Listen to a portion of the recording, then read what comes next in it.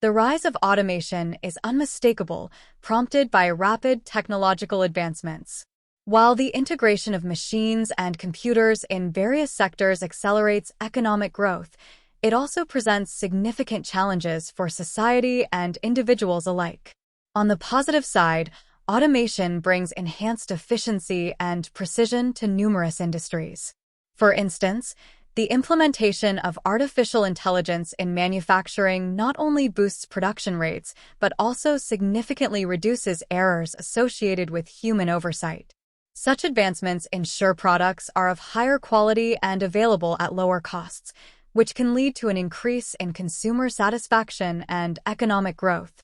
Furthermore, sectors like education benefit from automation through adaptive learning technologies, which provide personalized educational experiences at reduced costs. However, the ramifications of automation extend beyond economic metrics, profoundly affecting the workforce. One major concern is job displacement. As machines replace human roles, especially in routine or manual tasks, the demand for traditional labor decreases. This shift leads to increased unemployment rates in sectors most susceptible to automation. For example, in the automotive industry, the introduction of robotic assembly lines has already reduced the need for human operators. Moreover, there is a growing disparity in wealth distribution. While companies save on labor costs and increase profits, former employees may struggle to find equivalent roles, which exacerbates income inequality. Additionally, the emotional and psychological impacts of job loss can be severe, contributing to societal issues such as increased stress and anxiety levels among the displaced workforce.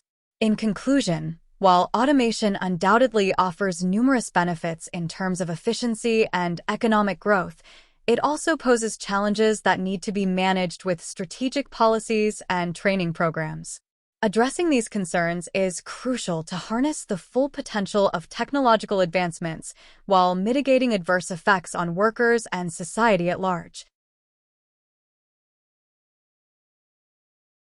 Some people argue that censorship is necessary to protect society, while others believe it infringes on freedom of speech.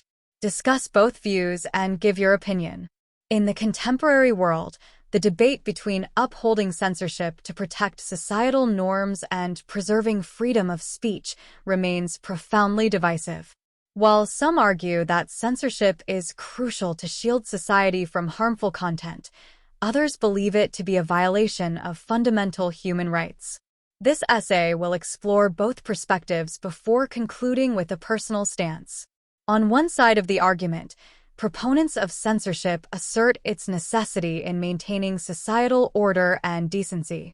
They argue that without regulating the media and internet, vulnerable groups, especially children, may be exposed to content that is not only inappropriate but also potentially harmful. For example, countries like China implement strict censorship policies to prevent the spread of information deemed dangerous or destabilizing to society.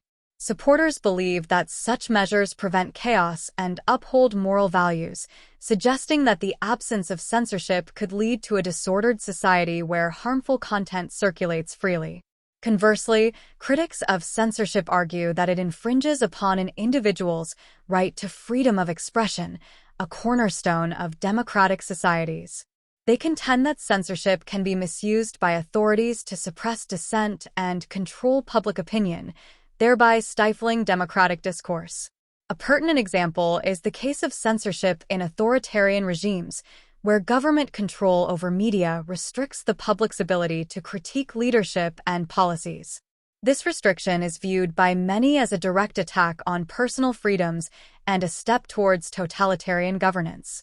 From my perspective, while the intention behind censorship can be well-meaning in protecting societal values, it often oversteps into the realm of suppressing free speech.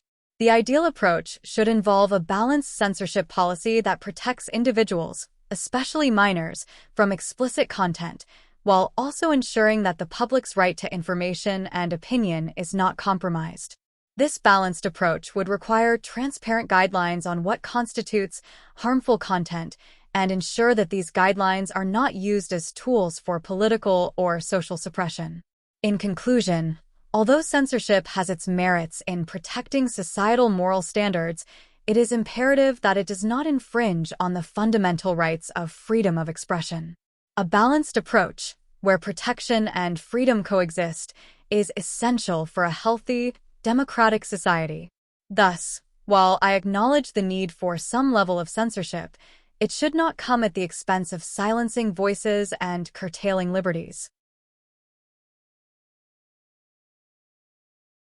It is important to preserve historical sites for future generations. To what extent do you agree or disagree? Preserving historical sites for the benefit of future generations is not merely an option, but an imperative. The term historical sites encompasses monuments, landmarks, archaeological sites, and buildings that hold cultural, historical, or architectural significance. Allegations against neglecting these sites are not unfounded. Dilapidation and destruction due to negligence, vandalism, or development often lead to irreversible losses.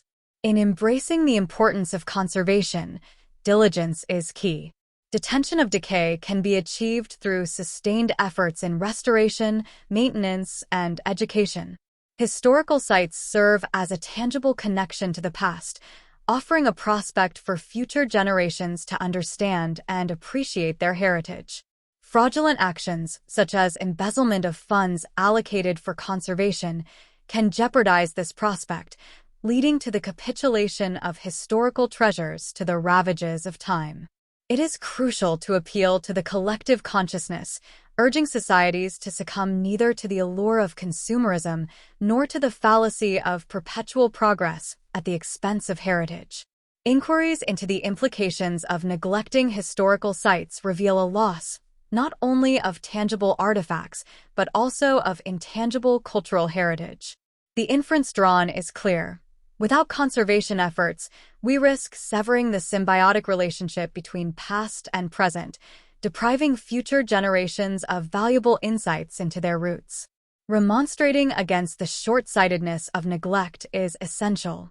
Allegations of collusion between authorities and developers often arise, leading to the destruction of invaluable historical sites under the guise of progress.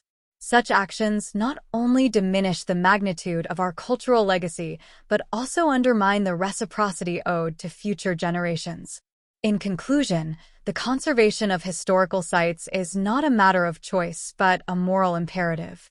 The umbrage against negligence must be transformed into concerted action, leveraging the power of public opinion and legal jurisdiction to safeguard our shared heritage. Failure to do so would not only perpetuate a grave injustice, but also rob future generations of the richness of their cultural inheritance.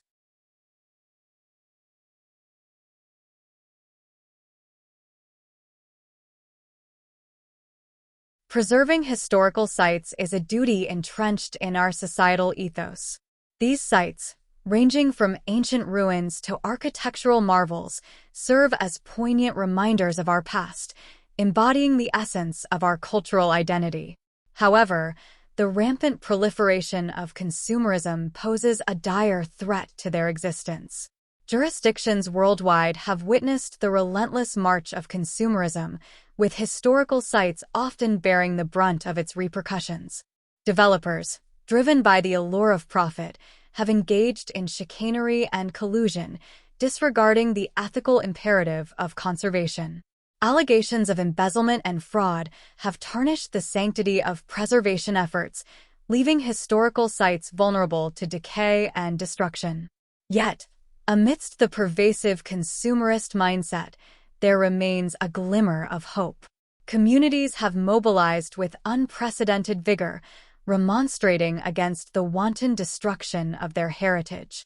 Citizens have asserted their rights, demanding transparency and accountability from authorities entrusted with the stewardship of historical sites.